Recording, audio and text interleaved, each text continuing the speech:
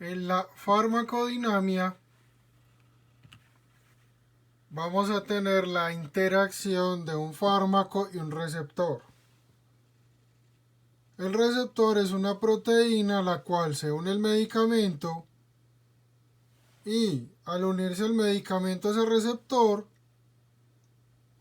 va a modificar una función en la célula y eso va a estar asociado con un efecto o respuesta que se busca con el medicamento.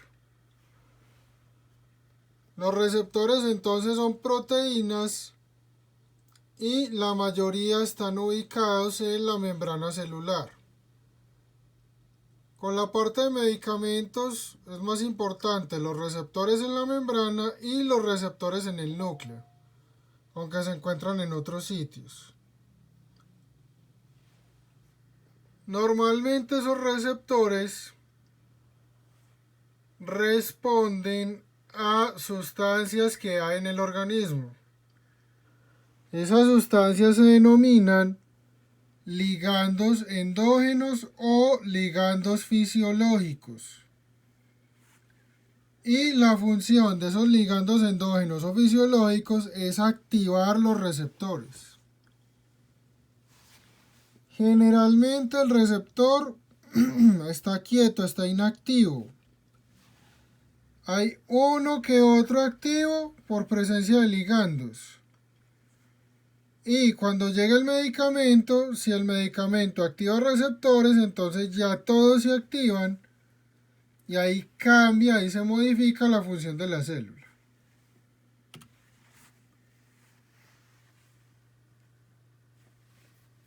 Esto que está acá se denomina una curva dosis-respuesta.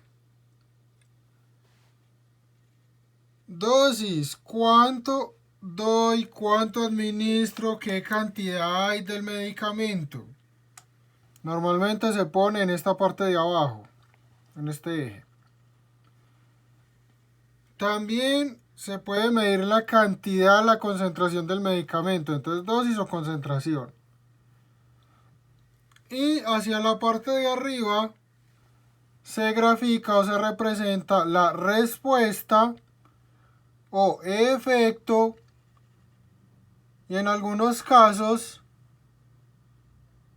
no se utiliza como tal el efecto, sino un porcentaje de ocupación de receptores.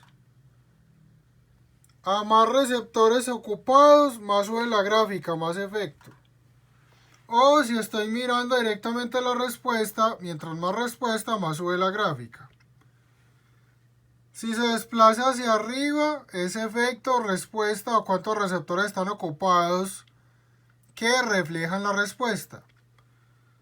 Si se desplaza hacia la derecha, es cantidad o dosis del medicamento. Y vamos a tener entonces un efecto máximo. A partir de ahí ya habría toxicidad. Entonces se puede representar con el porcentaje de ocupación de receptores o como tal con la respuesta o el efecto al medicamento. Los términos efecto y respuesta para este caso son equivalentes. La curva entonces mira cuánto hay de medicamento y qué efecto hay con esa cantidad de medicamento. O en su defecto, cuántos receptores se ocupan y eso también va a reflejar una respuesta, un efecto.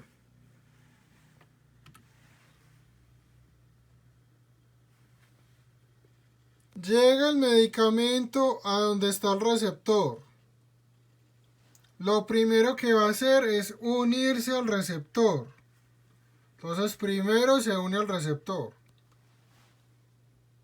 Los receptores tienen selectividad y especificidad. Castellano, no dejan pegar cualquier medicamento. Entonces debe tener una estructura química, una conformación parecida para poder unirse al receptor. Entonces los receptores son selectivos. Un receptor beta 2, por ejemplo, sistema simpático, pulmón. deja unir la adrenalina. Dopamina no la deja unir. Acetilcolina no la deja unir. Serotonina no la deja unir. Entonces debe haber una compatibilidad, entre comillas, una estructura química afín similar, una conformación similar, para que el medicamento se pueda unir al receptor. En farmacodinamia, la afinidad es la capacidad del medicamento para unirse. De ahí viene la eficacia. La eficacia es que ya está unido y lo va a activar. Entonces, primero afinidad se une. Después eficacia lo activa. Una vez que activa el receptor, se da un estímulo, se da como una señal. Se activan otras proteínas. Y al final se llega al efecto. Acá en la curva hay otro término que es el término de concentración efectiva. Y ese 50 quiere decir concentración efectiva de 50% del efecto. Entonces la concentración efectiva es con cuánta cantidad logró un efecto X. Entonces otro término de farmacodinámica. Tengo entonces que los medicamentos, con respecto a la acción en los receptores, se pueden dividir en dos grupos: en agonistas o antagonistas. Hablando pues de un medicamento que se une a ese receptor y que se busca que se une a ese receptor y que modifique la función de la célula. Los agonistas entonces son de tres tipos: agonistas completos, agonistas parciales, y acá hay una trampa, por eso lo puse en rojo.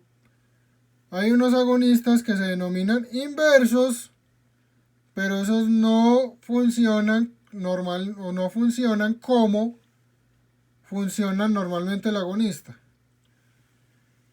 El agonista activa los receptores, entonces pone a funcionar el receptor. Si es uno completo, activa fácil y activa mucho los receptores. Si es uno parcial, activa los receptores, pero los activa poquito. Y el inverso no los activa, sino que los inactiva. Inverso, al revés. Entonces un agonista normalmente activa. El inverso no, el inverso los inactiva, entonces quita efecto o quita respuesta. El completo aumenta respuesta. Y el parcial ya varía dependiendo del caso, pero también puede aumentar respuesta.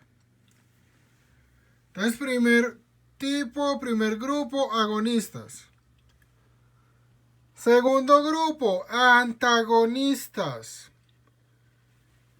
¿Qué hace un antagonista? Un antagonista se para en el receptor, se pega del receptor y no deja que nada más lo active. Entonces el antagonista lo bloquea, no lo activa. La respuesta o el efecto asociado con ese receptor se pierde o baja. En clínica, un agonista inverso y un antagonista se ven igual. ¿Cuál es la diferencia? El agonista inverso inactiva, comillas, funde los receptores. Ese receptor probablemente ya no se recupera. Mientras que el antagonista lo bloquea, pero en algunos casos el receptor se puede recuperar, se puede poner otra vez a funcionar, se puede activar otra vez. Antagonista, bloqueo de receptores.